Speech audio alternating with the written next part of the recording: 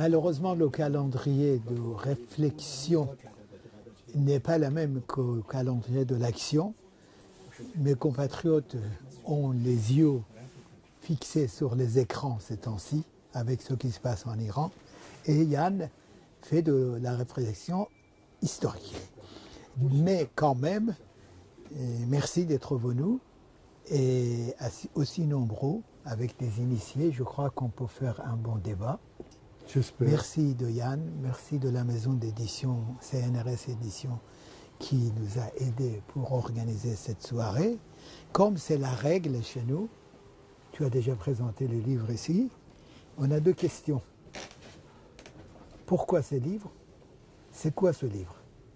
Yann Richard n'a pas besoin que je le présente pour vous.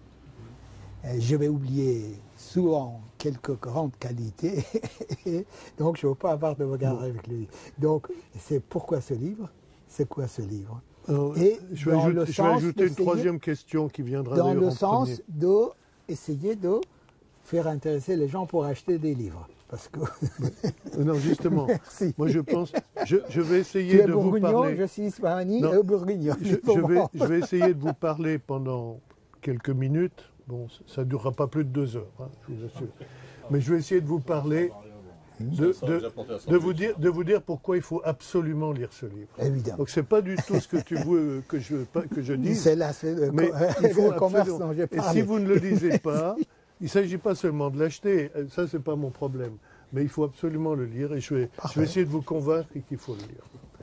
Moi, je l'ai lu et j'ai appris beaucoup de choses. Bon, ah ben, si même toi, tu as appris des choses.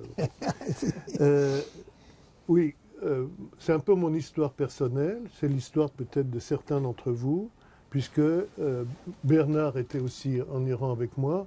Nous étions en Iran pendant la Révolution. Et nous n'étions pas seulement des témoins, mais aussi des participants.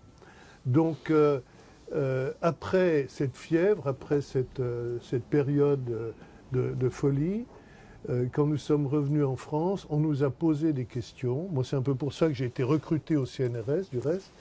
Que s'est-il passé? Faites-nous comprendre, qu'est-ce que c'est?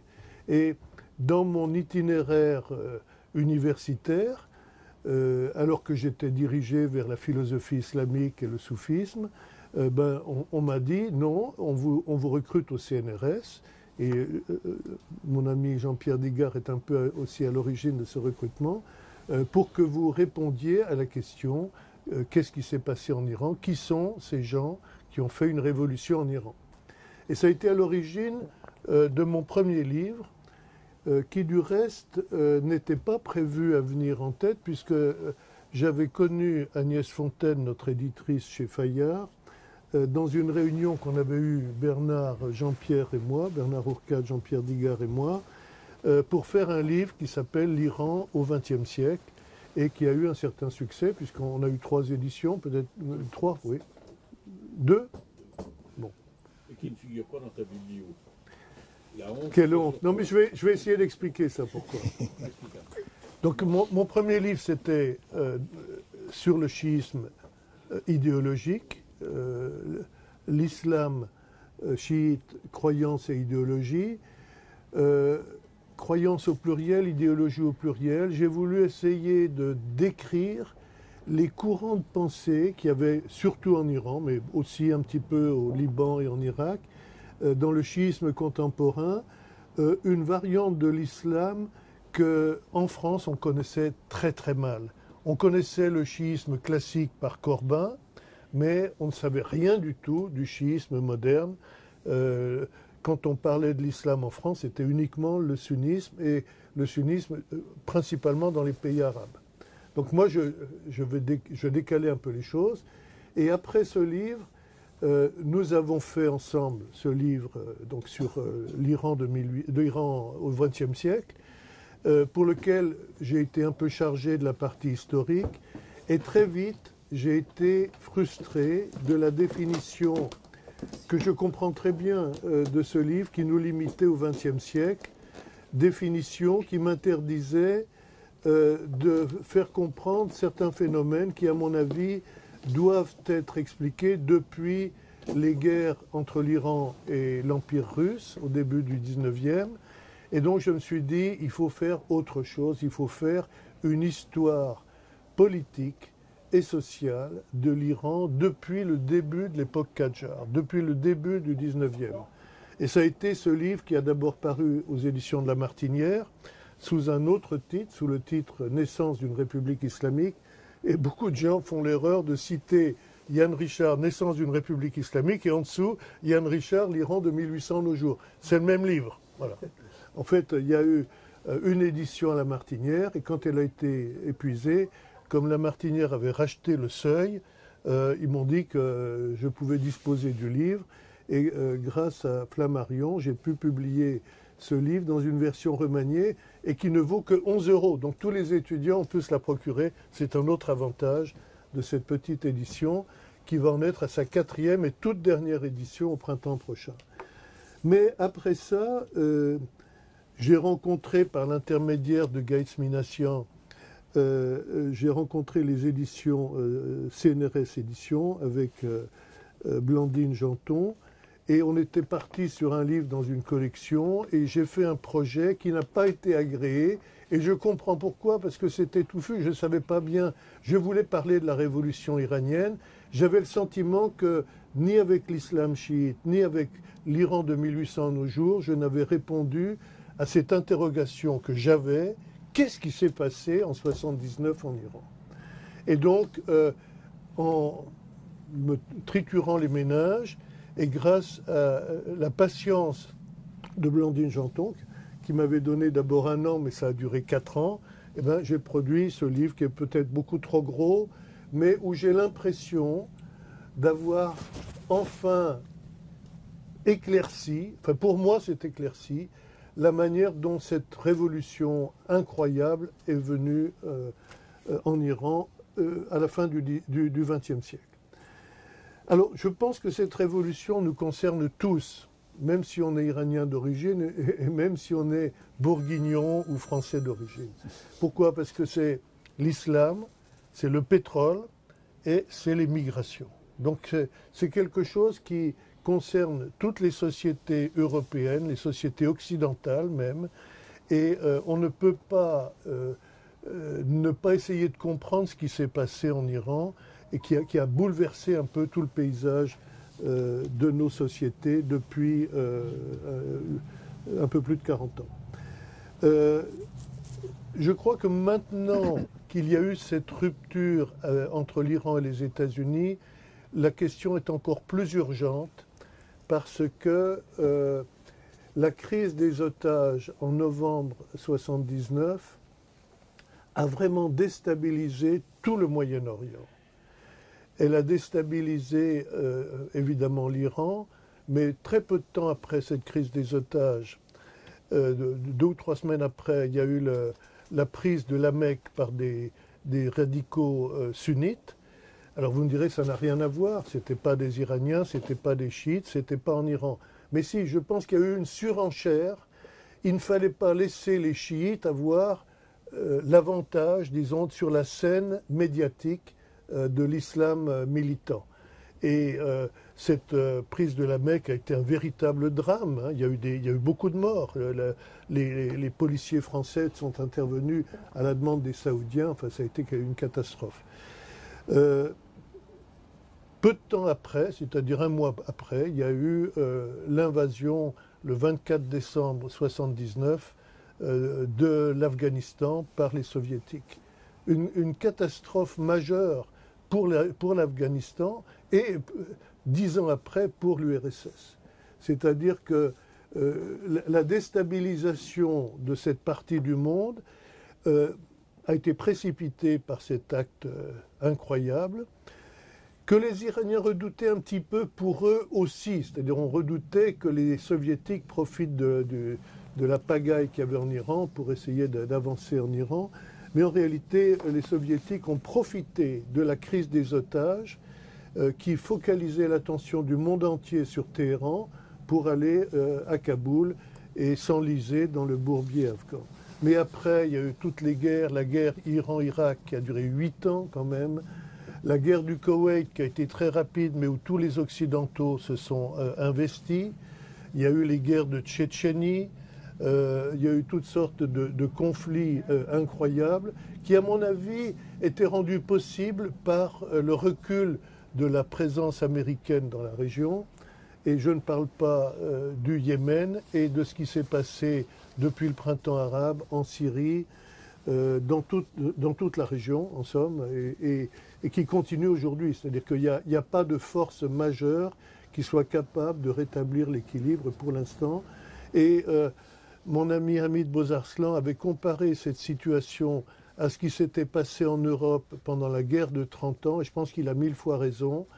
L'Europe a laissé pourrir des conflits multiples qui étaient axés souvent sur l'opposition des catholiques et des protestants, mais on a instrumentalisé cette opposition au profit de la Suède, de l'Autriche, de la France, jusqu'au traité de Westphalie en 1648. Donc là, j'espère qu'un jour, avant que ce soit une guerre de 100 ans, tous les conflits qu'il y a au Moyen-Orient, ces destructions, ces guerres fratricides vont s'arrêter. Mais mon problème maintenant, c'est de vous parler, bonjour Blandine, c'est de vous parler de ce qui s'est passé en Iran, de la manière dont j'ai vu ce livre. Quand je regarde la bibliographie de ce conflit majeur qu'il y a entre l'Iran et les États-Unis depuis novembre 1979, je constate que malheureusement, tout est focalisé sur le point de vue américain. Et il y a très peu d'auteurs qui ont osé ou qui ont pu, parce que la plupart ne lisent pas le persan, regarder sérieusement qu'est-ce qui s'est passé du côté iranien, comment les Iraniens ont senti les choses. Je ne prétends pas avoir totalement répondu à la question, parce que c'est très difficile d'avoir des documents iraniens aussi facilement que les documents américains qu'on peut consulter sur Internet. N'importe qui d'entre vous peut ouvrir ce soir son ordinateur et voir tous les documents que j'ai consultés ici. Pratiquement tout est consultable sur Internet. Donc je n'ai pas fait un travail extraordinaire en tant qu'historien. Je me suis contenté de lire ce que tout le monde peut lire, y compris en persan. Mais par contre, personne ne fait attention à des choses majeures qui se sont passées du côté iranien. Donc je prétends, et c'est pour ça que vous devez lire ce livre, je prétends que, malgré toute l'amitié que j'ai pour mes collègues iraniens ou irano-américains de par le monde, je prétends être le premier à vraiment montrer que les choses sont beaucoup plus complexes et beaucoup plus importantes même que ce qu'on pourrait imaginer d'une révolution qui est manipulée par les soviétiques ou je ne sais quoi et qui met les Américains à la porte. Une première chose que j'ai...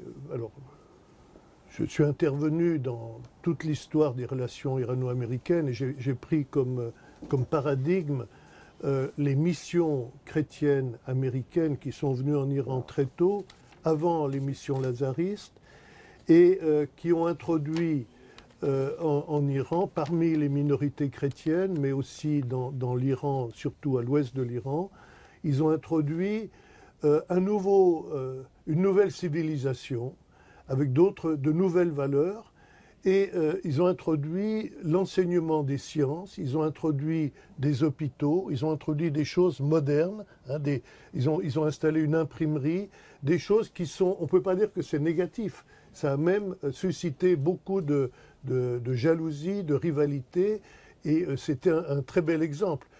Au point de vue de l'évangélisation, je pense que c'était à peu près nul, mais ça c'est une autre question. Ce que je vois ici, c'est qu'il y a une grande générosité américaine. Les Américains se présentent toujours comme investis d'une mission. Hein, il y a un messianisme. On va apporter aux Iraniens la bonne parole, on va leur apporter la démocratie, on va leur apporter une gestion moderne de l'État et des finances. Et puis, en réalité, quand on regarde de près ce qui s'est passé, le résultat est vraiment lamentable. Il n'y a rien. Il n'y a pas d'interface qui permette vraiment à cette générosité de se développer. Et même, je dirais, après les 4 missions, en réalité, il y a eu 4 missions financières, enfin 3 missions financières des Américains en Iran au début du XXe siècle, après la Première Guerre mondiale et au moment de la Deuxième Guerre mondiale. Et ces missions financières venaient en Iran à peu près avec la même idée que les missionnaires chrétiens étaient venus. On va leur apporter la bonne parole des finances modernes d'un État qui est géré de manière juste et équitable. Et on va arrêter la corruption, on va arrêter les nobles qui échappent à l'impôt en se faisant protéger par les Russes, etc. Et on va enfin faire que l'État iranien puisse lever des impôts de manière systématique et rationnelle. Ben, ça n'a pas marché. Voilà. C'est peut-être une belle intention. Il y avait certainement des gens qui avaient des capacités, etc. Mais ça n'a pas marché. Et à la fin, je dirais, pendant la Deuxième Guerre mondiale, là on assiste à un nouveau phénomène, c'est que les Américains reviennent pour de bon, d'abord sous la protection des Britanniques, parce que c'est les Britanniques et les Soviétiques qui avaient occupé l'Iran en septembre 1941, et les Britanniques avaient besoin d'un soutien logistique américain. Donc il y a des soldats américains non armés qui sont venus pour organiser le transport du ravitaillement et des armes vers le sud de l'URSS à travers l'Iran. Donc, et les Américains en venant, tout d'un coup, ils ont regardé ce qui se passait et ils ont vu que ni les Soviétiques ni les Britanniques n'étaient populaires parce qu'ils se conduisaient comme des puissances impériales. Hein. Et finalement, les Soviétiques, même en essayant de soulever les syndicats et de faire de l'action locale, etc., ils avaient des intentions impériales, en tout cas, qu'ils ont manifestées avec les sécessions de l'Azerbaïdjan et du Kurdistan. Quant aux Britanniques, c'est plus complexe. Les Américains ont très vite vu que les Britanniques étaient détestés, et ils étaient détestés comme puissance coloniale, qui exploitait les richesses iraniennes. Alors, ce n'est pas les colonies comme nous avions eu, par exemple, en Algérie, ou dans des pays d'Afrique, où on envoie beaucoup de gens, et on essaye de faire de l'acculturation et de l'administration, etc. L'État iranien était toujours resté indépendant, mais les richesses étaient exploitées par une société étrangère qui n'obéissait à aucune loi iranienne, qui avait sa propre loi et qui, dans son enclave dans le Khouzestan, traitait les Iraniens comme moins que rien. Les Iraniens n'avaient pas le droit d'entrer dans cette enclave. Il y avait une police britannique dans une enclave sur le sol iranien. Voilà autant de choses qui étaient insupportables. Mais pendant la guerre, les Britanniques sont allés plus loin parce que pour essayer d'obliger le gouvernement, les gouvernements iraniens très faibles à l'époque, de juguler les mouvements d'opinion anti-britanniques, ils faisaient des restrictions de livraison de médicaments, de vaccins, de blé. Et les Américains observaient tout ça et on dit c'est impossible de laisser faire ça. Nous, grande puissance philanthrope, nous allons apporter des centaines de millions de tonnes de blé. Tous les vaccins qui sont bloqués par les Britanniques, nous allons les importer nous-mêmes, etc. Donc les Américains se sont substitués à une puissance qui était critiquée par eux très directement comme une puissance impérialiste, coloniale et insupportable. Nous avons, à la fin de la guerre, des mouvements nationalistes qui naissent en Iran, comme d'ailleurs partout dans le monde, hein, à la suite de l'Inde et en Égypte, c'est un peu la même chose aussi, des mouvements nationalistes qui aboutissent à la nationalisation du pétrole. Et ici, les Anglais sont évidemment les premiers visés, puisque c'est eux qui ont cette société des pétroles, le Anglo-Iranian Oil Company, qui avait le privilège de l'extraction et de l'exportation du pétrole iranien. et qui fixait les prix et qui tirait un beaucoup plus grand bénéfice pour les Britanniques, et y compris pour le trésor britannique, que les royalties versées à l'Iran. Or, les Américains, depuis la Deuxième Guerre mondiale, avaient déjà pris pied au Moyen-Orient comme puissance pétrolière, avec l'Aramco en Arabie Saoudite, et ils lorgnaient déjà sur les pétroles iraniens. Donc, avant même qu'il y ait la crise de la nationalisation des pétroles, les Américains lorgnaient sur les pétroles, ils disaient on va prospecter au Baloutchistan, par exemple, une zone que les Britanniques ont délaissée, etc. Et puis, il y a eu la crise de la nationalisation des pétroles, qui est une crise majeure, et ça, c'est fondamental, parce que les Américains sont désignés comme étant les auteurs du coup d'État contre Mossadegh. Et ça, on a dans la conscience nationaliste, nationale, citoyenne iranienne, un ressentiment très puissant contre les Américains.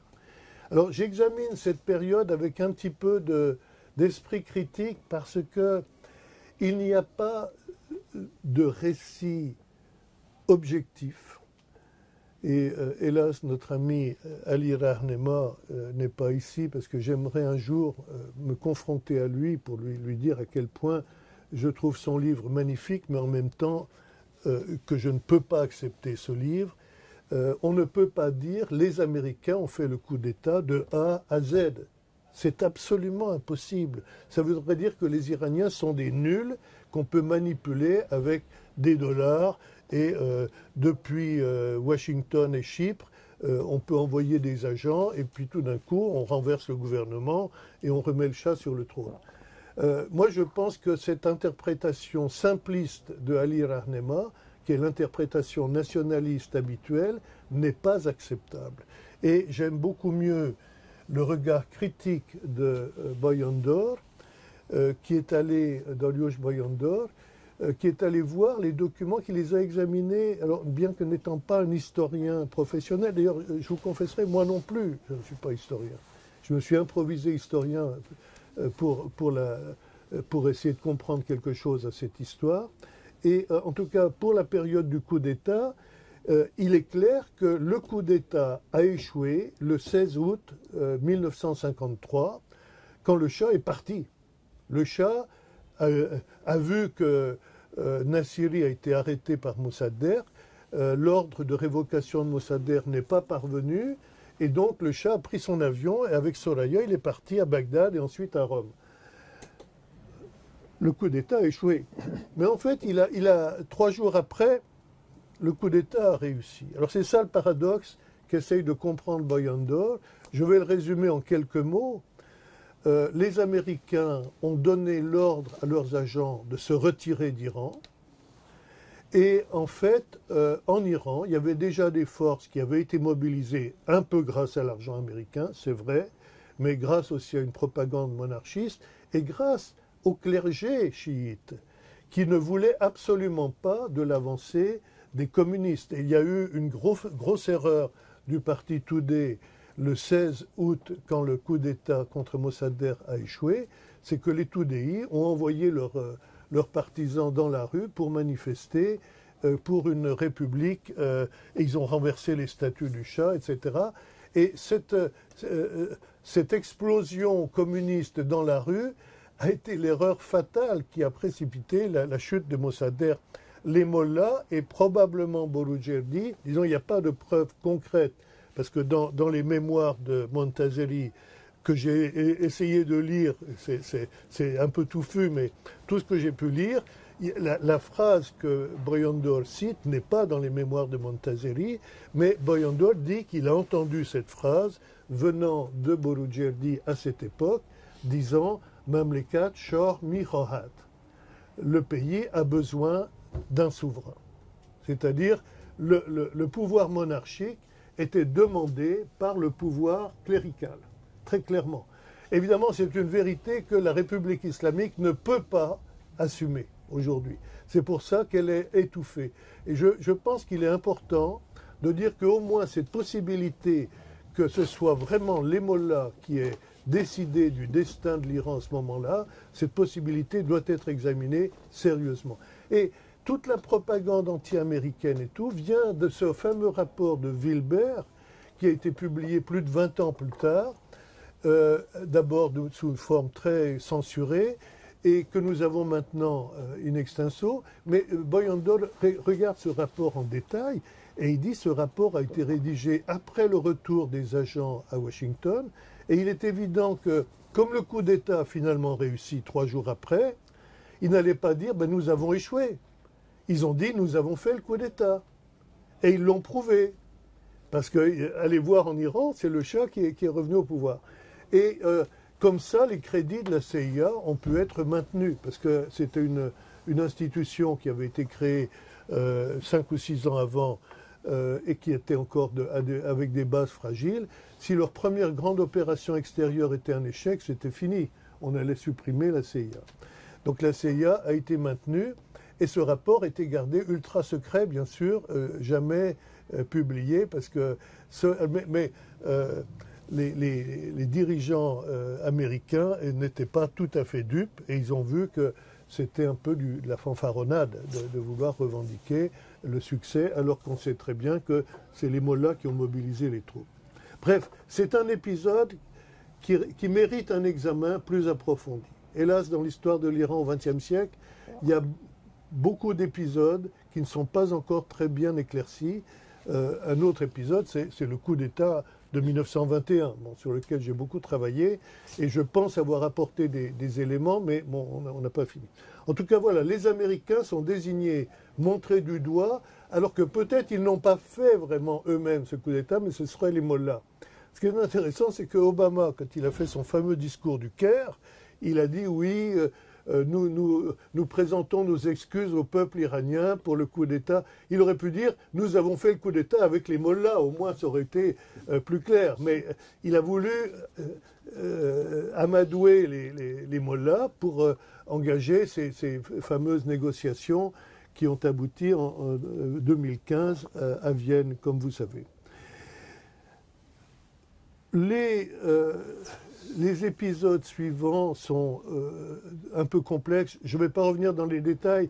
Je pense qu'il faut absolument lire le livre de Yann Richard qui s'appelle Le Grand Satan, le Shah et l'imam, pour comprendre tous les méandres, l'arrivée au pouvoir d'un Premier ministre pro-américain en 1961 et la montée progressive du Shah comme puissance militaire avec des achats d'armes très sophistiqués aux États-Unis qui sont avec des montants absolument astronomiques et qui donnent le tournis.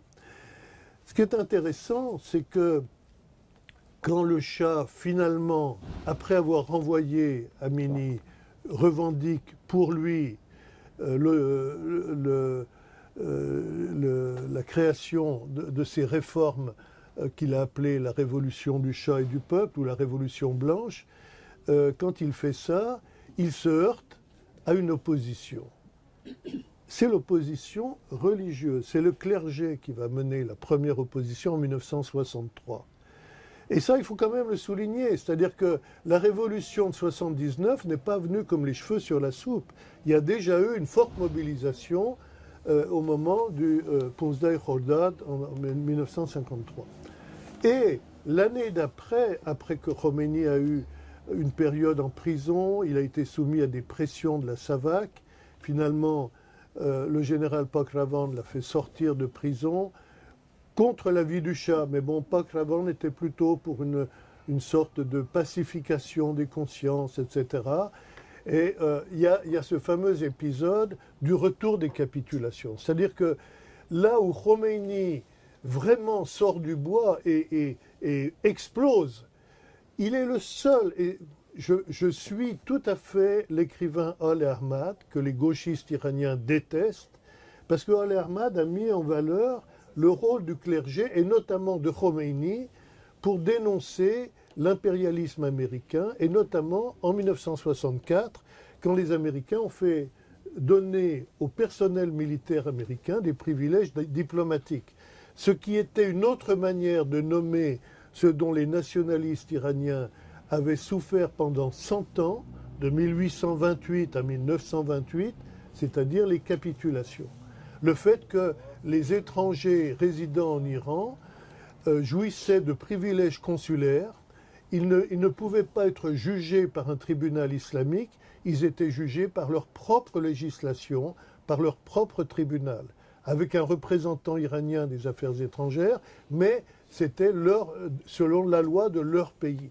Et nous revenons en 1964 à la situation que Reza Shah avait abolie en 1928.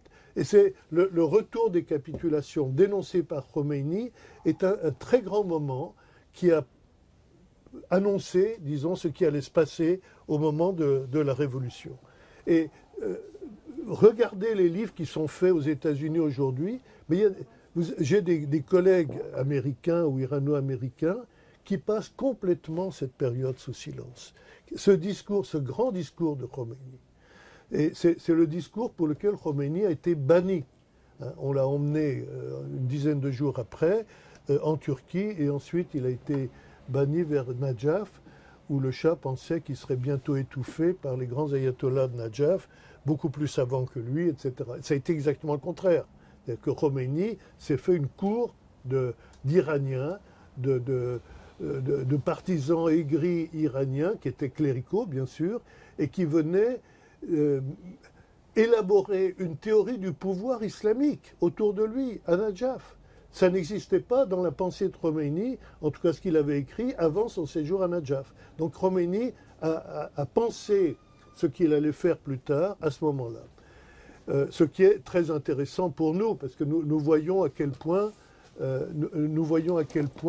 toute cette histoire a mûri de manière... Alors, on me dit souvent, mais Khomeini était inconnu avant la révolution en Iran, personne ne savait qui c'était. C'est faux, c'est faux. Même en Occident, il y a eu au moins 2 chercheurs, Hamid Algar et notre ami Vincent Monteil, défunt Vincent Monteil, qui avaient parlé de Khomeini, qui avaient compris l'importance que Khomeini pouvait avoir. Alors, je veux bien que c'était 2 chercheurs un peu isolés, peut-être, mais n'empêche, c'est eux qui avaient raison. C'est eux qui avaient raison.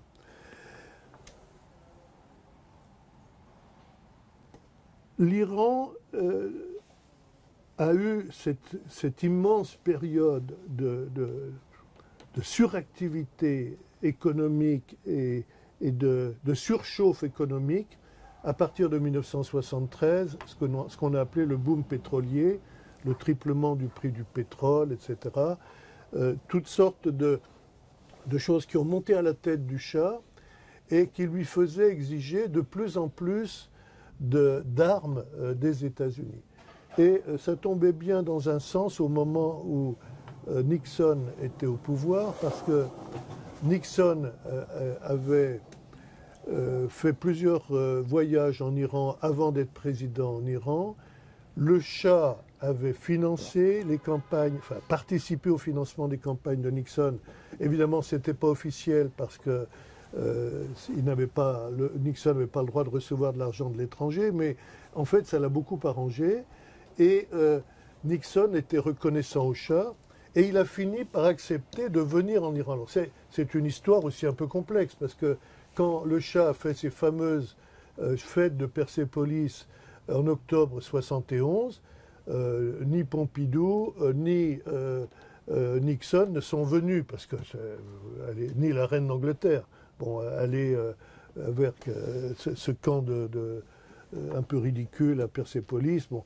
Mais quand même, Nixon a voulu se rattraper, et après un voyage assez long qu'il a fait à Moscou, où il avait beaucoup œuvré pour définir des conditions de la détente et du désarmement nucléaire, etc., il a fait 22 heures de séjour en Iran. 22 heures, pas plus.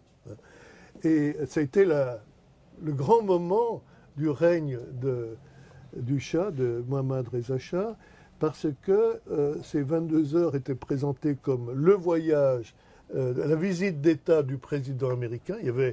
Téhéran était plein de drapeaux américains, c'était vraiment le grand tralala. Et il y a eu des discussions en tête-à-tête entre le Shah et Nixon.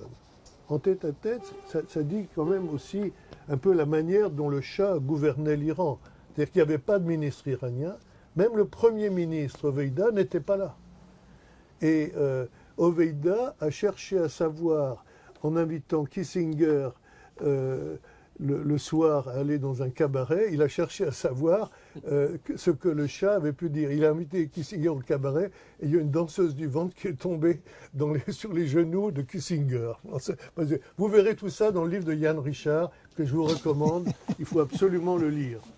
Et si vous ne pouvez pas l'acheter, non, ne le volez pas, mais vous pouvez aller à la bibliothèque de Jancy, il y en a un exemplaire. En tout cas, Nixon a donné carte blanche au Shah. On lit ça dans les carnets de Hallam. Vous savez, Hallam était le ministre de la Cour, un ami intime du Shah, et il notait chaque jour en secret tout ce qu'il voyait, tout ce qu'il entendait du Shah, et c'est absolument passionnant. Donc il faut lire l'édition persane, parce qu'il y a beaucoup de choses qui sont édulcorées dans l'édition anglaise. Et le lendemain, donc, Hallam va voir le Shah après le départ de Nixon, et il demande au Shah, alors, qu'est-ce que vous vous êtes dit? Qu'est-ce qui s'est passé? Et le Shah, un peu comme un enfant à qui on a donné tous les jouets qu'il voulait à Noël, il dit, il m'a donné tout ce que je voulais. Il m'a donné carte blanche. Et même, il y a une phrase de Nixon incroyable que vous verrez ici avec la référence. Nixon avait dit au Shah, sauvez-nous. C'est-à-dire la doctrine de Nixon, qui en réalité, et vous le verrez ici, était la doctrine du Shah, c'est que les Américains ne pouvaient plus, après la défaite au Vietnam en 1975, mais bon, on n'était pas encore à la défaite au Vietnam, puisque ça s'est passé en mai 1972, mais les Américains ne pouvaient plus assumer le maintien de leur suprématie dans le monde entier sans passer par le relais de puissances amies. Et dans le Moyen-Orient, finalement, c'était l'Iran. Voilà. Donc tout ce que l'Iran demandait, sauf le nucléaire. Sauf le nucléaire. Et il y a une petite exception qui est venue plus tard et qui a empoisonné les relations du Shah avec les États-Unis au moment de l'élection de Carter. C'est le problème des AVAX, des avions radars, que l'Iran voulait avoir, je ne sais pas combien, 5 avions radars qui n'étaient même pas sortis encore aux États-Unis. C'est-à-dire le Shah prenait sur catalogue et il disait « moi je veux ça ». Et quelquefois, on lui disait, mais attends, on n'a pas même encore essayé cet avion. Et le Shah disait, mais c'est sur le catalogue. Ah, c'est comme si vous allez sur Amazon, vous commandez un truc et on vous dit, non, attendez, il n'est pas encore fabriqué, cet objet. Bon. Et en tout cas, voilà, le Shah avait carte blanche et cette relation a été empoisonnée. Alors, ce qui est très intéressant ici, je vous ai anticipé l'arrivée de Carter au pouvoir. Ce qui est intéressant, c'est que dans toute l'histoire de cette période après la Deuxième Guerre mondiale, vous avez une personne à Téhéran. Je ne dis pas un parti, je ne dis pas une famille politique. Une personne qui domine toutes les décisions, surtout après 1953, c'est le Shah. Et ça, c'est stable, ça ne bouge pas. Alors qu'aux États-Unis, vous avez l'alternance. Hein, les démocrates, après Truman, ça a été donc Eisenhower. Après Eisenhower, c'était Kennedy Johnson. Ensuite, ça a été à nouveau les républicains, donc Nixon, Ford. Et après, en 1977, catastrophe pour le Shah, c'est Carter. Pourquoi catastrophe? Parce que Carter était entouré de gens qui avaient milité pour la fin de la guerre au Vietnam, qui étaient des militants pour les droits de l'homme. Carter lui-même faisait du respect des droits de l'homme dans le monde la règle de sa politique étrangère s'il était élu, partout en tout cas où les Américains pouvaient faire entendre leur voix. Et donc l'Iran était dans le collimateur. Et le Shah le savait très bien. C'est pour ça que le Shah avait tout fait pour que Carter ne soit pas élu. Donc Carter est élu. Les relations au début sont un peu difficiles. Et l'ambassadeur Sullivan dit qu'au moment du Nowruz, du Nouvel An iranien en 1977, donc la première année du pouvoir de Carter, le Shah invite l'ambassadeur et lui dit « Oui, j'ai fait libérer quelques prisonniers politiques, ce sont des criminels. Mais ils me le demandent à Washington, donc Voilà. Pour le Shah, il libérait des gens qui étaient condamnés à mort. Il disait, c'est des criminels, bon, j'aurais dû les tuer. Mais bon, pour faire plaisir à ces messieurs de Washington. Et puis le Shah va à Washington, où ça se passe très mal, parce que les étudiants iraniens opposants ont mobilisé des milliers de militants qui sont venus de partout, y compris du Canada, en autobus, en train ou en avion. Et face à eux, l'ambassade d'Iran à Washington avait réussi à mobiliser quelques milliers de bonnes familles, de bons bourgeois iraniens qui étaient établis aux États-Unis, avec leurs enfants et des petits drapeaux, et vive le Shah, etc. Donc les deux groupes se sont opposés, ça a été très violent, et la police, qui n'était pas préparée à une telle violence, a utilisé massivement des gaz lacrymogènes, et hélas, le vent n'était pas du bon côté. Le vent a soufflé vers le podium, donc le Shah a pleuré. Et c'est la première fois, donc vous verrez la description de ça dans un livre fameux que je vous recommande, et vous devez tous le lire en sortant d'ici. C'est un événement majeur parce que les Iraniens ont vu ça et ils n'ont pas compris comment le Shah peut pleurer. Et il pleure sur un podium devant le président américain. C'est horrible. Voilà. Donc il y a un bouleversement de l'image du Shah. Les conversations avec Carter ont un peu amélioré les choses après, et Carter a dû entériner les grandes décisions de Nixon aussi pour les ventes d'armes au Shah, en mettant quelques coups de frein sur le contrôle du Congrès, etc. Je passe dans les détails. Nous arrivons quelques semaines après cette visite catastrophique à Washington. Carter, qui faisait une visite officielle en Pologne en décembre 1977, s'avise que finalement l'Iran est à mi-chemin entre la Pologne et l'Inde, où il devait aller après. Donc il organise avec le Shah, il dit je vais faire un arrêt et ce sera le 31 décembre. Alors le Shah dit très bien, on va faire un dîner de gala pour le premier de l'an américain. Ce n'est pas le premier de l'an iranien. Ça n'a rien à voir avec le nouvel an iranien. Donc il y a une grande réception. Et Carter a fait l'immense maladresse de faire l'éloge dithyrambique du Shah, hein, un îlot de paix, un îlot pacifique dans un environnement extrêmement violent et perturbé. Ce qui fait qu'une semaine après, le Shah a publié dans le journal Etelaat un article incendiaire et plein de calomnies contre Khomeini. Alors, cet article, qui était absurde et, à mon avis, vraiment inutile, a mis le feu aux poudres, parce que c'est là que les mollahs sont sortis dans la rue le lendemain à Rome, quand ils ont eu le journal, et il y a eu un massacre à Rome, suivi 40 jours après par une manifestation à Tabriz, etc. Donc il y a eu un cycle infernal pendant toute l'année 78, qui est directement lié à ces deux visites catastrophiques à Washington et à Téhéran, entre Carter et le Shah. Alors, je m'arrête un petit peu sur Carter, parce que Carter avait donc cette politique des droits de l'homme, mais en même temps, très vite, il s'est rendu compte qu'il ne pouvait pas se passer de l'Iran.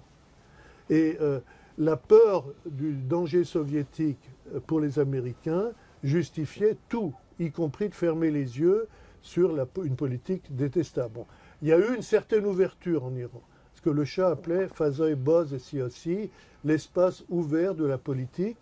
À partir de 1977, c'était très timide, mais il y a des intellectuels iraniens qui ont commencé à publier des lettres ouvertes, etc. Et la politique des droits de l'homme de Carter a quand même eu un certain effet pour donner du courage aux militants iraniens, pour sortir dans la rue. Mais il y a eu des périodes de répression, il y a eu beaucoup de violences sur lesquelles vous êtes informés par tous les livres qui sont sur la révolution, l'Iran au XXe siècle par exemple. Ce qui est intéressant, c'est que Carter n'avait pas une politique en Iran. Dès que la situation s'est détériorée, notamment à l'automne 1978, autour de Carter, il y avait deux personnes qui avaient des avis absolument opposés. il y avait d'une part Cyrus Vance, le secrétaire d'État, c'est-à-dire le ministre des Affaires étrangères, qui préconisait la méthode douce, un gouvernement ouvert aux anciens opposants, aux gens du Front National, Amini ou Sadiri, ou des gens modérés qui étaient connus, qui avaient une stature, disons, présentable pour l'opinion iranienne et même pour l'opinion religieuse. Et puis, de l'autre côté, il y avait Brzezinski, qui était un partisan de la méthode forte et qui disait « mais les militaires iraniens sont dans notre main, un coup d'État, même s'il y a beaucoup de morts, c'est pas grave, nous reprendrons la main très vite, de toute façon nous serons détestés. Quelle que soit la solution qui sera adoptée, on nous montrera du doigt, mais là au moins on aura un gouvernement qui sera de notre côté. » Eh bien, tout le temps, pendant tout le processus de la Révolution, Carter a été partagé par ça, et je raconte en détail dans ce livre, je ne vais pas le résumer ici, mais l'épisode de la Guadeloupe, en janvier 1979, quand le président Giscard d'Estaing prend l'initiative d'inviter de manière informelle Callaghan, le Premier ministre britannique, Helmut Schmidt et le président Carter à un sommet informel sous les palmiers, les pieds dans le sable. Et dans ce sommet, Carter, je crois, réalise de manière assez précise et concrète que le soutien au Shah est irraisonnable. Mais il a quand même envoyé juste avant un militaire de haut rang, le général Heuser, qui est allé pour essayer de mobiliser les généraux iraniens autour de l'idée d'un coup d'État. Coup d'État que les généraux iraniens, de leur côté, avaient commencé à organiser. Excusez-moi, c'est du vin, hein, j'espère. Oui, oui. Bon. C'est du vin circoncis. Ouf. Alors, donc, Carter, à ce moment-là, pendant le moment le plus critique de la Révolution, Carter a 2 ambassadeurs à Téhéran, qui heureusement ont l'intelligence de se rencontrer chaque soir. Mais l'un va voir les généraux et l'autre va voir l'opposition. Je caricature à peine. Donc c'est un épisode vraiment passionnant de voir comment la politique américaine à ce moment-là s'est faite. Mais ce qui est encore plus intéressant, c'est ce qui se passe du côté des révolutionnaires. Parce que là je pense que mon ami Salamatian va me corriger parce que je vais dire sans doute des bêtises, mais Khomeini à Paris avait réuni un petit comité au milieu desquels siégeaient 3 personnages importants, Sadr Ozadeh, Bani Sadr et Yazdi.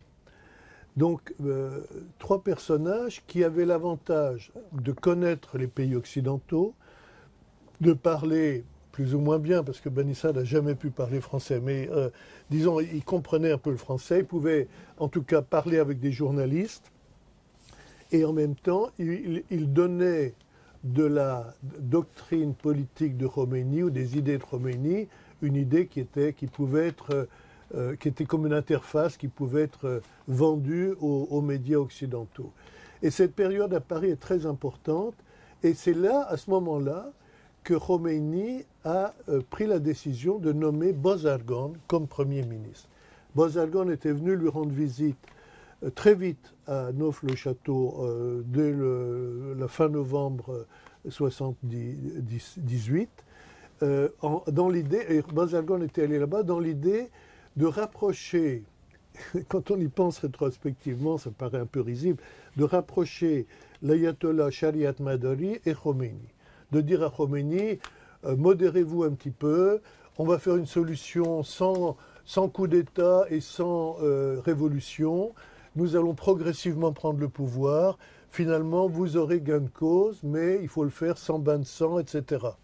Et Khomeini dit, niet. Soit vous vous ralliez à moi, soit c'est parti. Et quand Bozargan est rentré en Iran, il a dit à ses proches, Oriomer didam ammome besar. J'ai vu un oriomer, c'est-à-dire un chat, avec un turban sur la tête. Et ça, c'est important parce que Baz-Algan, finalement, a baissé la garde et il s'est laissé embrigader par Khomeini. Il a accepté cette mission très périlleuse et pendant les quelques mois où il a été à la tête de des premiers mois de la République islamique, son premier souci, c'était de garder l'ambassade américaine et même de faire revenir un ambassadeur et de faire une nouvelle alliance entre la République islamique et les États-Unis. Pourquoi? La peur des soviétiques. C'est-à-dire ce qui s'était passé à Kaboul, l'invasion le 24 décembre de Kaboul et de l'Afghanistan par les troupes soviétiques, ça avait été, pour Baz-Algan, ça avait précipité sa persuasion que les soviétiques visaient à dominer toute la région et l'Iran allait basculer dans leurs mains si les Américains n'étaient pas là comme bouclier. Donc c'est très intéressant de voir comment cette situation va évoluer jusqu'à la crise majeure de septembre-octobre 1979, quand le Shah, la santé du Shah, dont il était pratiquement le seul à connaître la gravité avec les médecins et quelques diplomates français et israéliens, la santé du Shah s'est fortement dégradée et il fallait absolument que le Shah soit opéré. En fait, il aurait très bien pu être opéré à Mexico, avec peut-être des chirurgiens américains, mais il y avait tout ce qu'il fallait dans les hôpitaux mexicains. Mais les Rockefeller et les autres proches du Shah dans les milieux d'affaires américains ont fait une pression tous azimuts dans les médias pour obliger Carter à autoriser le Shah à venir en Iran. Alors, je vous laisse lire la suite. Bon, vous connaissez d'ailleurs la suite. Hein. Le Shah, de toute façon, est mort quelques mois plus tard au Caire. Mais ce qui est intéressant, c'est que cette venue du Shah a été interprétée par les Iraniens, et d'abord par les étudiants de la ligne de l'imam qui ont pris d'assaut l'ambassade, comme étant le signe que les Américains se préparaient à un coup d'État, comme en août 1953, pour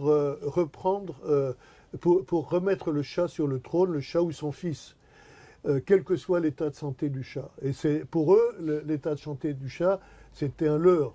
Ils ne croyaient pas à ce qu'on disait, alors que le Shah était dans un état extrêmement grave. Bref, c'est une période de grande confusion et je vous laisse la découvrir dans ce livre merveilleux publié par CNRS Éditions, grâce à Blandine Janton. Nous avons dans ce livre, et pour moi, j'avoue que j'ai découvert en fait certains aspects de la révolution iranienne que j'avais complètement ignorés jusque-là. Et d'ailleurs, je vous dirais même que le jour de la prise d'otage, je tenais mon journal pendant la Révolution, je n'ai rien marqué sur la prise d'otage dans mon journal. J'étais intéressé par la constitution qui était en train d'être élaborée au Conseil des experts et je n'avais pas pensé que cette prise d'otage était aussi importante que ça. En tout cas, cet événement a été décisif et pour le comprendre, j'ai découvert des tas d'aspects de la Révolution et notamment le rôle de Baz-Algan. Il y a plusieurs personnages qui ont un rôle majeur dans toute cette histoire. Le premier que j'avais moi-même beaucoup sous-estimé, je dois dire, c'est le Shah. C'est vrai que le Shah était quelqu'un exceptionnel, qui avait une grande puissance de concentration, de persuasion sur les Américains, qui avait une puissance d'analyse de la situation internationale, pas seulement de l'Iran, mais pas seulement de la région du Moyen-Orient, mais d'après tous les diplomates américains qui l'ont fréquenté, le Shah leur donnait des idées. Et quand Armin Meier dit le Shah est à l'origine de la doctrine Nixon, justement de déléguer la sécurité des États-Unis dans des diverses régions du monde grâce à l'armement qu'on donne à des pays amis, je crois que c'est tout à fait crédible. Le Shah avait une grande... c'était quelqu'un qui était très au courant de la situation internationale et qui a dominé la situation. Alors évidemment, le Shah avait une manière de gouverner qui était absolument inacceptable pour les Iraniens, y compris pour les gens qui étaient proches de lui, qui voyaient que toutes les décisions étaient prises en dehors d'eux. Et on leur demandait d'entériner. Quand il y avait une erreur de fait, c'est eux qui portaient le chapeau, mais c'est le Shah qui avait fait tout le processus. Donc le Shah a été quelqu'un de fondamental qui représente une grande stabilité, c'est-à-dire c'est un seul personnage, alors qu'aux États-Unis, donc il y avait cette alternance permanente. Dans le système américain, il n'y a pas seulement l'alternance démocrate-républicain, mais il y a l'obligation tous les 4 ans, ou même tous les 2 ans, c'est ce qu'on vient de voir aux États-Unis, de passer devant les électeurs et de faire rêver les électeurs, c'est-à-dire de leur raconter des bobards, de leur raconter, de faire de l'idéologie, de promettre des choses qu'on ne réalisera jamais. Donc voilà un pays où les gens qui sont au sommet de l'État n'ont pas du tout de stabilité et ils sont obligés de répéter régulièrement ce type de mensonges électoraux. Un autre personnage qui me semble vraiment très intéressant à découvrir, c'est Khomeini. Encore une fois, lisez ce discours de 1964. J'ai essayé de le traduire in extenso en respectant un peu le style oral de sa prestation, parce qu'il y a une version écrite qui a été publiée sur le site Khomeini, mais il y a la transcription aussi du discours oral. Et je pense que le discours est plein d'émotions et il est très fort. Et c'est un discours de Mollah, certes, mais ce n'est pas un discours clérical, c'est un discours d'intellectuel. C'est-à-dire c'est quelqu'un qui met en valeur le sentiment national, l'identité des Iraniens face à une ingérence impérialiste. Et je pense que rien que pour ça, c'est vraiment très intéressant à analyser. Et Khomeini a été un maître d'œuvre. Son intransigeance avec Bozargan et avec tous les autres qui sont venus le voir à Paris, comme Bartiol qui voulait y aller, qui n'a pas pu finalement, vous verrez tous les épisodes là-dedans, Khomeini était absolument intransigeant, il n'a pas bougé. Il avait une idée claire de ce qu'il voulait faire.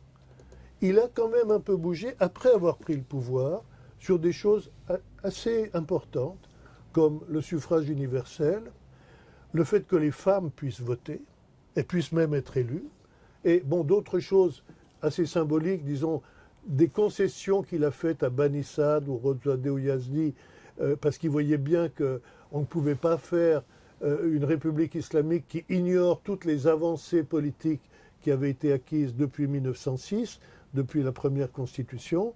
Mais, disons, il a quand même tout dominé, et surtout vers la fin de sa vie, avec ce Velayat et Motlare et Faqih, donc ce renforcement de la théorie suprême du gouvernorat, du juriste théologien, et puis ce coup médiatique extraordinaire qui a été la fatwa contre Rushdie, contre Salman Rushdie, qui nous écœure tous, comme tous les intellectuels iraniens qui ont été absolument écœurés de cette fatwa, mais ça a assuré à Khomeini une immense popularité parmi les sunnites, notamment dans les pays arabes, mais aussi en Indonésie, partout ailleurs, où on se rendait bien compte que les ulémas sunnites n'ont jamais rien osé dire d'aussi fort pour dénoncer les attaques qui ont été faites contre l'islam. Alors moi, je n'approuve pas la fatwa de Khomeini, ne croyez pas ça, mais je veux dire que Khomeini a eu des gestes très forts, des gestes politiques très forts, jusqu'à la fin de sa vie.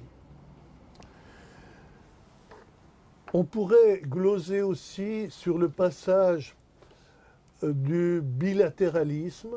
Le Shah jouait beaucoup, c'était la guerre froide, sur le danger de l'ingérence soviétique, que les soviétiques, comme en 1946, visaient à reprendre des régions de l'Iran, voire tout l'Iran, pour les mettre sous leur coupe. Ils jouaient beaucoup de ça pour obtenir ce qu'ils voulaient des Américains. Mais en réalité, c'est vrai que cette situation bipolaire a été prédominante pendant toute la guerre froide. Et nous passons à la fin des années 70 à une situation beaucoup plus éclatée. Ce n'est pas seulement la révolution iranienne qui est en jeu, c'est beaucoup de transformations du monde, la montée de la Chine, etc. Mais je crois que c'est important à comprendre. Je ne suis pas Bertrand Badi, donc je ne vais pas élaborer beaucoup trop là-dessus, mais je pense que ça vaut le coup de penser les choses de manière aussi plus globale. Disons la transformation du monde, dont la révolution iranienne et la rupture des relations avec les États-Unis a été une étape importante. Je crois que j'ai fini. J'espère. Qui ne veut pas lire ce livre maintenant dans la parce que je continue encore, je suis prêt, mais j'espère que vous voulez tous le lire. Pardon. Ceux qui considèrent que tu as dit le principal et que finalement. Il n'y a plus rien à lire, quoi. C'est fini. Mais comme Jean-Pierre, je sais que Jean-Pierre l'a lu, je pense que Jean-Pierre va me faire des remarques auxquelles je n'ai pas pensé. Quand j'ai présenté ce livre il y a quelques semaines, mon ami et collègue et successeur Oliver Bast a pris la parole de manière d'ailleurs très gentille vis-à-vis de moi, il n'était pas du tout agressif, pour me dire qu'il n'était pas d'accord pour dire que les relations, la rupture des relations Iran-États-Unis était comme la rupture d'une mésalliance. Il m'a dit c'est pas une mésalliance, c'était une alliance très intelligente et très bien conçue. Et alors moi je pense que c'était quand même une mésalliance parce qu'elle était fortement déséquilibrée. Et quand on voit comment les Américains, dans leur correspondance diplomatique, parlent du Shah et parlent de l'Iran, on voit à quel point même le Shah était manipulé. Et donc les Américains, ils ont misé malheureusement de manière excessive sur un cheval unique, mais c'était pour les Iraniens, je crois que c'était une mésalliance. Ça a été une catastrophe finalement que cette rupture. Voilà, écoutez, j'ai fait tout ce que j'ai pu pour que vous achetiez ce livre. Si vous ne l'achetez pas, volez-le ou allez le lire dans les bibliothèques. Non, il ne faut pas le voler, hein, parce que vous voulez le vendre. D'accord. Alors, c'est mieux ici. Merci beaucoup. Merci aux éditions du CNRS d'avoir accepté ce gros pavé quand même, parce que c'était pas évident. Merci beaucoup. J'ai eu une mission très difficile. J'ai tellement envie de parler, de mettre en cause pas mal de choses, mais je m'interdis totalement ce soir, parce que je suis impliqué dans les affaires autrement que toi, et c'est pourquoi je laisse la possibilité à la salle de poser vos questions. Je réglerai mes comptes avec Yann à notre endroit autour de notre table. Allez-y. Il se trouve que j'ai fait un compte rendu de ce livre qui fera 8 pages de tapisserie. C'est quand même un compte rendu assez important qui paraîtra dans une revue d'études iraniennes. Et je l'ai donc lu très attentivement. Et c'est un livre complexe et compact. Et c'est la lecture en détail de ce livre, c'est presque un mois de travail à temps plein. Bon. Et il faut dire que Yann, bien que par un excès évident de modestie, dise non, toutes les sources sont accessibles, etc., il a mobilisé une documentation incroyable, aussi bien en anglais et en persan évidemment, il connaît très bien le persan. Le travail est exceptionnel. Mais le revers de ça, c'est bon, c'est très érudit, très documenté. Le revers de ça, c'est pourquoi tous ces détails? Pourquoi tant de détails? À certains moments, on a envie de tourner les pages 3 par 3. Parce qu'on ne voit pas ce que tant de détails apportent au propos. Deuxième chose que je voulais dire, si je me souviens bien, c'est à la page 11 où il fait sa déclaration d'intention. Je ne m'intéresse pas à la réalité des faits, d'ailleurs, elle ne sera peut-être jamais établie. Ce qui m'intéresse, c'est que les acteurs en disent. Alors, application, le coup d'État de 1953, dont tu donnes 6 versions que tu étudies, mais on aimerait savoir laquelle de ces 6 versions est la bonne, ou au moins celle qui se rapproche le plus de la vérité. Et toi, tu t'en fous. Ah non, c'est Dieu qui sait. Ah oui, ben voilà. Ça, franchement, c'est... à cause de ça, on peut dire que c'est pas un travail d'historien. Et alors, Ah, bah oui, c'est toujours une valeur. ah, Ah oui. tu me permets de répondre quand même à ça. Alors attends, je voulais dire Oui. une troisième chose. La troisième chose, on est un peu frustré que chaque fois, après 1979, tu dis c'est hors sujet. C'est hors du sujet de mon livre.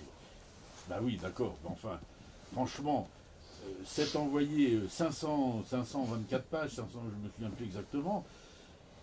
On aimerait savoir, parce que vraiment, cette animosité entre l'Iran et les Américains, qui se joue non seulement en Iran, mais dans les pays voisins, jusqu'en Syrie, comme à l'époque sassanide, et même maintenant en Ukraine, en soutien à la Russie, on aimerait un peu comprendre. Et ça, c'est hors sujet. Voilà mes trois frustrations. Et en plus du fait que tu ne cites pas notre livre, l'Iran retient que t'as repéré ça, Bernard? Oui, absolument. J'ai que ça devant. Évidemment, parce que quand on lit un livre, la première chose qu'on fait, c'est aller à la biblio et y chercher son nom. Ah merde, je n'y ai pas.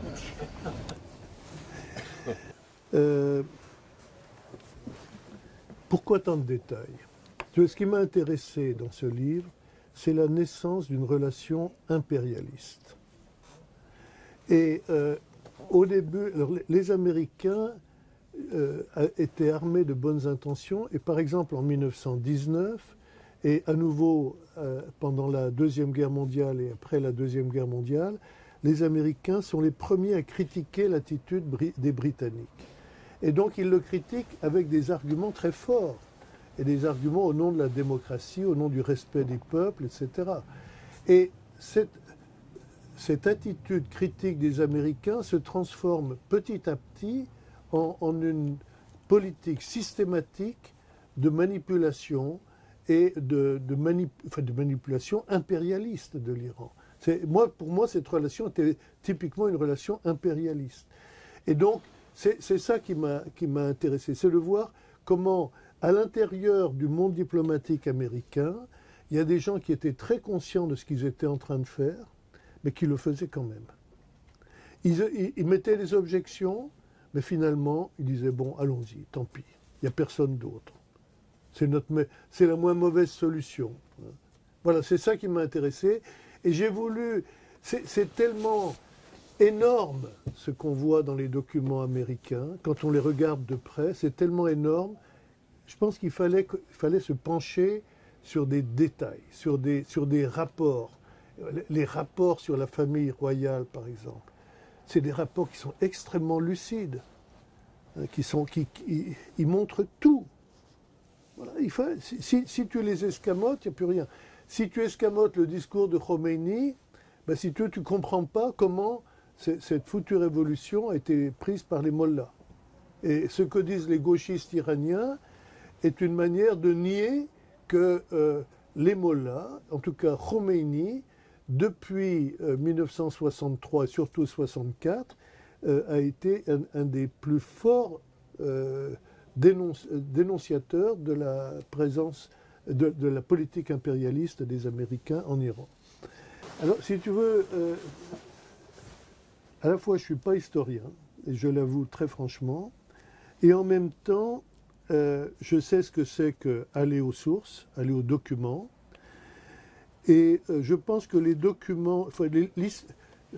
Alors, je vais répéter une phrase que tu aimes beaucoup aussi, de notre professeur commun Maxime Rodinson, qui disait « Il n'y a pas d'histoire autonome des idées ».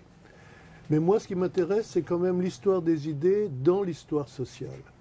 Et il y a des événements de l'histoire d'Iran qu'on ne peut pas décrypter parce qu'on n'a pas tous les éléments.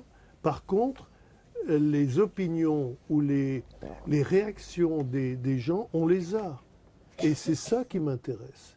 Le discours de Khomeini... Moi, si tu veux, cette histoire des capitulations en 1964, je pense que il y a des gens qui disent que finalement les Américains demandaient la même chose pour leur personnel militaire en Iran que ce qu'ils avaient déjà obtenu en Allemagne ou en France, mais en France, disons, on les avait chassés, puisque De Gaulle avait rompu.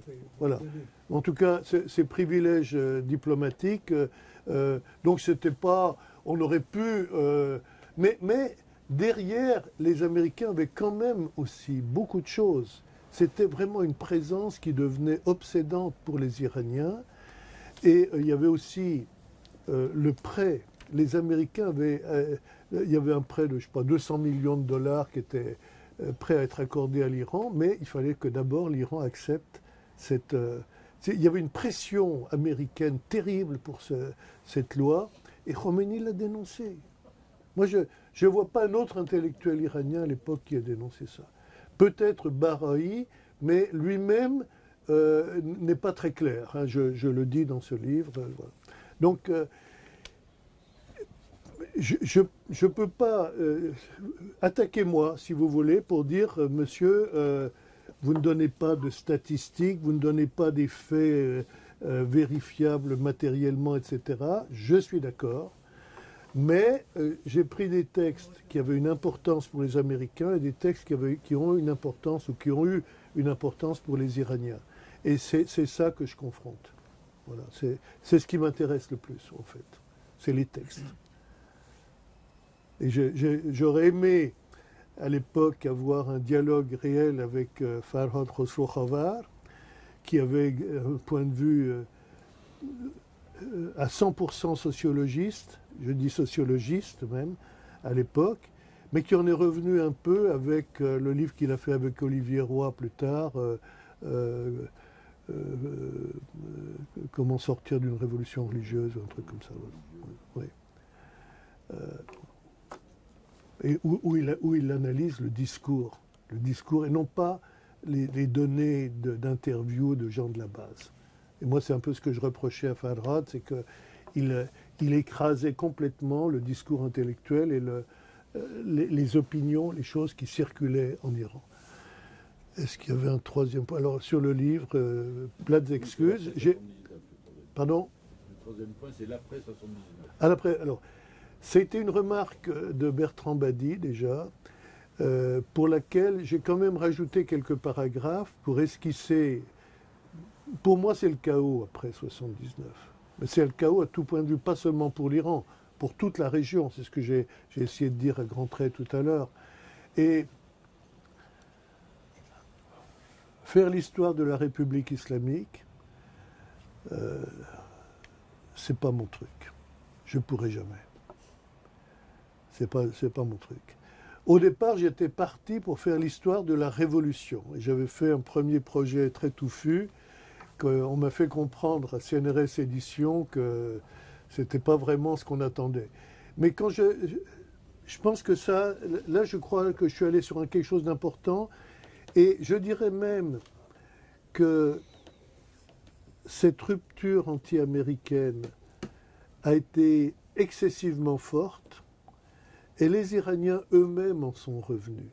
C'est ça le paradoxe, c'est que le gouvernement actuel est prisonnier d'une rhétorique anti-américaine qui est devenue leur axe idéologique et qui a beaucoup servi au rayonnement de l'Iran dans des pays du tiers-monde, dans des pays même en Amérique latine, mais en même temps, l'opinion iranienne, ça a été montré là, quand Clinton était venu au pouvoir, il avait fait faire des sondages un peu partout dans le monde, et c'était du temps de Khatami ou juste avant Khatami, et en Iran, les résultats de sondages informels, évidemment à petite échelle, mais c'était le pays du monde, je crois, où les Américains étaient le plus populaires. Et là, si vous voulez, moi j'arrive pas à comprendre vraiment comment on peut articuler les deux choses. Si un jour quelqu'un veut se lancer dans la chose, ce n'est plus mon problème. Moi, j'ai vécu en Iran avec Bernard Hourcade à ce moment-là. Je pouvais plus... il fallait que je comprenne ce qui se passait. Je crois qu'avec ce livre, j'ai apporté le maximum de ce que je pouvais apporter. Ça me satisfait, moi. Et j'espère que si vous le lisez, je vous incite fortement à le lire, ça vous fera comprendre quelque chose. Et je suis je me suis décidé, là ça fait depuis 2005 que je n'ai pas pu remettre les pieds en Iran. J'y vais tous les soirs en rêve seulement. Je l'ai écrit à l'ambassadeur d'Iran qui n'a pas eu l'intelligence de me répondre, parce que je lui ai dit j'y vais sans visa, qu'est-ce que vous pouvez me dire? Il m'a même pas répondu. Bon.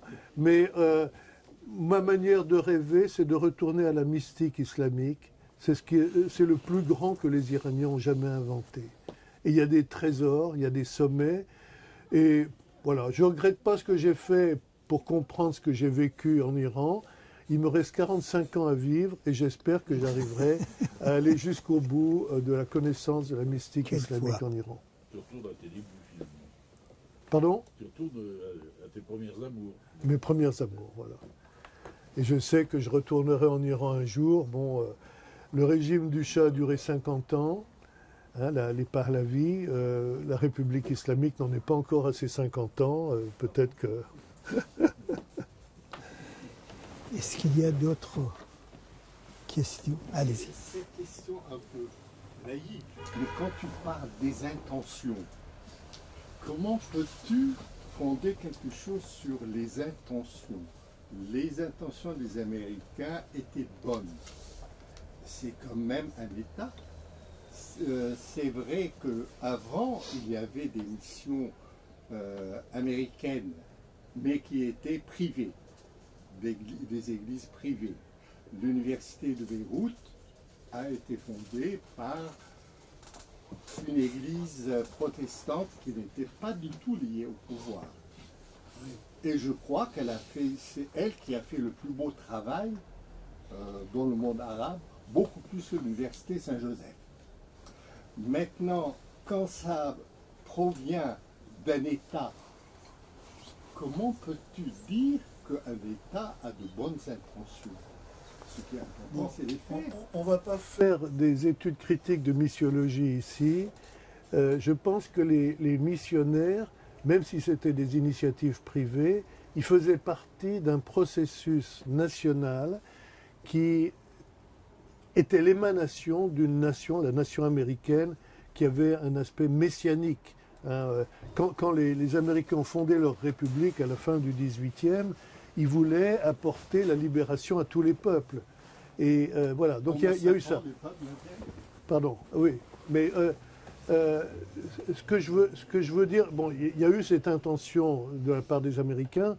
Si tu regardes dans les missions de Schuster et de Millspo, par exemple, pour les finances iraniennes, qui étaient dans un domaine complètement différent de la religion, c'était de très très belles intentions. Ils voulaient apporter un système rationnel au service de l'État iranien, mais complètement décalé. Et l'historien Kasravi, justement, nous dit, mais c'était absurde. Tous les ministres iraniens étaient au garde à vous devant Schuster, qui parlait français avec eux. Hein, c'était toute la mission américaine à l'époque. Ils étaient tous francophones. Et Schuster voulait faire quelque chose à la manière dont on organisait les finances à Washington. Hein, il pensait que c'était possible en Iran.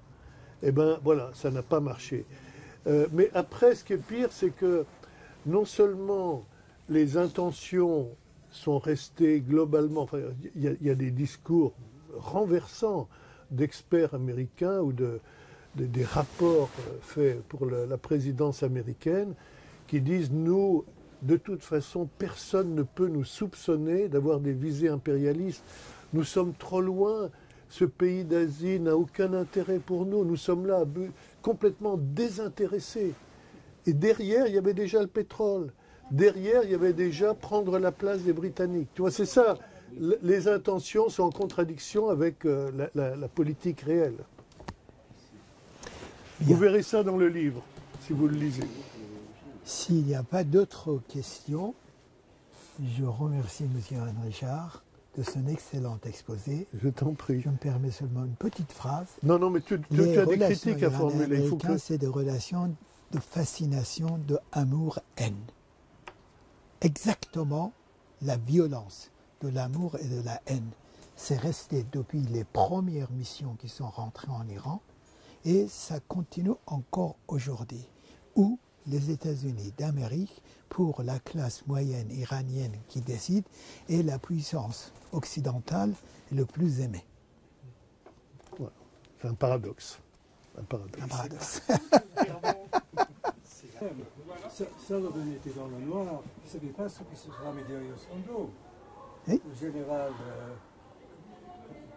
qui était envoyé... Heuser. Il a décapité l'armée iranienne. Et, Psychologiquement, il a décapité. Zahedi, qui était l'ambassadeur, et Brzezinski a manigancé tout cet effort. Et Sullivan était là. Comment dire, on s'est blindsided. Il est absolument coupé de réalité. Il ne savait pas, personne ne lui disait. C'est qu'il y avait une mission militaire, purement militaire. Oui, non, il n'y avait pas de base soviétique en Iran. Il y avait... Non, mais les bases américaines qui surveillaient les... Voilà. C'était très important pour le... Oui, oui. Oui. Les radars, les stations de radar. Voilà. On voulait à tout prix évacuer ces bases.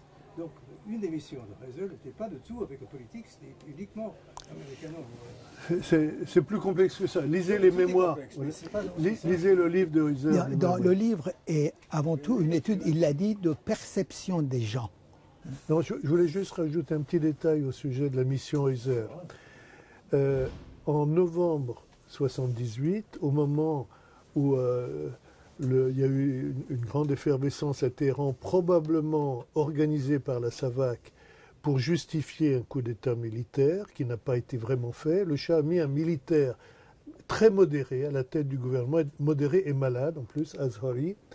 Et il y a eu un rapport incroyable de l'ambassadeur américain à qui envoyait ce rapport à Washington, disant il faut penser l'impensable. L'impensable, c'était il faut maintenant que nous soutenions une solution avec des gens de l'opposition, avec des gens du Front National.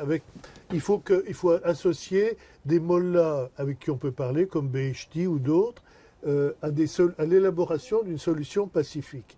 Et ce rapport Penser l'impensable a été une bombe à Washington, et c'est pour ça que Brzezinski a voulu à tout prix faire nommer un général pour avoir un autre ambassadeur à Téhéran. Il ne pouvait pas rappeler Sullivan, parce que Sullivan, en pleine crise, on ne rappelle pas un ambassadeur. Il n'y a que les Français qui font ça. Déjà, il y a une politique de Cyrus Vance et une politique de Brzezinski. Voilà. Et donc, il y a deux politiques complètement conflictuelles et contradictoires. Écoutez, je n'ai pas d'autre chose à vous dire que je ne peux pas tout vous lire, mais si vous voulez, on peut commencer la lecture du premier chapitre. En tout cas, avec le travail fantastique qu'il a fait pour vendre le livre, j'espère que vous allez le faire signer avec l'auteur. Merci. Merci d'être venu.